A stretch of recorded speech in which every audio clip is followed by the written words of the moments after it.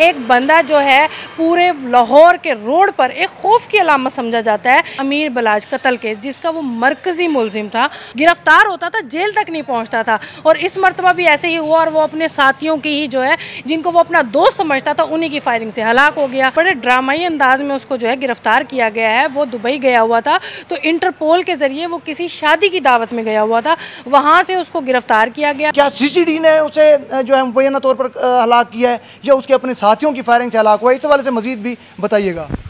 सबसे पहले तो ये कि जो तीफ़ी बट है, इसका नाम ख्वाजा गुलशन तारीफ़ था, जो कि पिछले 50 साल से पूरे लाहौर के रोड पे खौफ की अलामत बना हुआ था। वो जब भी रोड पर आता था तो लोग उससे इतना खौफ खाते थे कि मतलब उसे डर के भाग जाते थे। एक खौफ की अलामत बन जाना, एक इंसान का तमाम इंसानों के लिए खौफ की अलामत बन जाना, ये तो हमारे लिए लम्हा फ़िक्रिया है। और उसके बाद जो उसका सबसे ज़्यादा अमीर बलाज कत्ल केस जिसका वो मरकज़ी मुलजिम था, उसको दुबई से इंटरपोल के ज़रिए गिरफ्तार किया गया एक ड्रामाई अंदाज में। उसके बाद जब दुबई पुलिस ने उससे पूछा कि आप पाकिस्तान जाना चाहते हैं, तो उसने कराची आने की फरमाइश की। जब वो कराची मतलब उसने खुद कहा कि मैं कराची में जो है वो सेफ अपने आप को रख सकता हूँ, मुझे वहाँ पे भेजा जाए।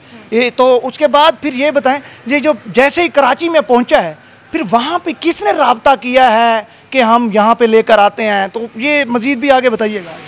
उसको JIT के हवाले किया गया था। कराची से रहीम यार ख़ान उसको जो बाय रोड मुंतकिल किया जा रहा था, उसी दौरान वहाँ पर उसके साथियों ने आके पुलिस वैन पर हमला किया। उस हमले में जब जवाबी फायरिंग हुई तो वो अपने साथियों की ही मुबैना फायरिंग से जो है हलाक हो गया। देखिए, एक बंदा जो है पूरे लाहौर के रोड पर एक खौफ की अलामत समझा जाता है। अगर वो किसी एक का भी कत्ल करता है तो पूरी इंसानियत का कत्ल होता है। तो उसने तो पता नहीं बेइंतहा बेशुमार कत्ल किए हुए हैं। तो इस तरह के जो मुल्जिमान है CCD की गिरफ्त में आ रहे हैं, अब उनका जो है ये सद्देबाब होना चाहिए हर हाल में, जो खौफ की अलामत लोगों के लिए बने हुए हैं। अच्छा, यहाँ पे ये भी पूछेंगे, बिल्कुल उसके ऊपर बड़े संगीन इल्ज़ाम भी थे, दहशतगर्दी के और भी बहुत सारे, मतलब कत्ल केस के, तो काफ़ी सारे ये उससे पहले फिर कार्रवाइयाँ क्यों नहीं की गई? इतना अरसा वो बंदा क्राइम कर रहा है, उसको फिर पहले ही क्यों नहीं पकड़ा गया? इसको पहले सज़ा क्यों नहीं दी गई? तकरीबन 50 साल से जो है ना वो खौफ की अलामत था लोगों के लिए। यही आप खुद ही कह रही हैं कि 50 साल से खौफ की अलामत बना हुआ है। उससे पहले कार्रवाइयाँ क्यों नहीं की गई? फिर उससे पहले ये है कि उसको तारीख में पहली मरतबा गिरफ्तार किया गया। गिरफ्तार तो वो पहले भी होता रहा, लेकिन वो इस तरह से जैसे अभी वो मुबैना पुलिस मुकाबले में हलाक हुआ है, उसके जैसे साथी आते थे वो निकल जाता था, गिरफ्तार होता था, जेल तक नहीं पहुँचता था। और इस मरतबा भी ऐसे ही हुआ और वो अपने साथियों की ही जो है, जिनको वो अपना दोस्त समझता था, उन्हीं की फायरिंग से हलाक हो गया।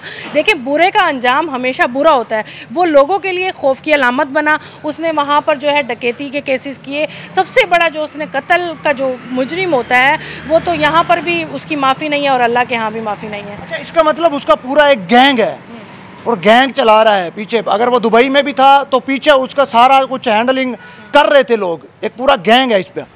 वहाँ पर एक बड़े ड्रामाई अंदाज में उसको जो है गिरफ्तार किया गया है। वो दुबई गया हुआ था, तो इंटरपोल के ज़रिए वो किसी शादी की दावत में गया हुआ था, वहाँ से उसको गिरफ्तार किया गया। फिर दुबई पुलिस ने उसको JIT के हवाले किया। JIT से वो कराची आया, कराची से उसको रहीम यार ख़ान बाय रोड मुंतकिल किया जा रहा था। तो उसके साथियों ने फिर से उसको, क्योंकि वो गिरफ्तार हो चुका था, वो उसको जेल तक नहीं जाना चाहते थे, लेकिन CCD ने जो है ये इस तरह की जो वो कार्रवाइयाँ कर रही है, इस तरह के गैंग्स का जो वो सफाया कर रही है, ये एक अच्छी काविश है उनकी कि इस तरह के गैंग जो लोगों को खौफ की अलामत बने हुए हैं, उनको कत्ल करते हैं, उनके घरों में चोरियां करते हैं, डकैतियां करते हैं, उनकी ख़वातीन को हरासा करते हैं, उनका सद्देबाब होना बहुत ज़रूरी था।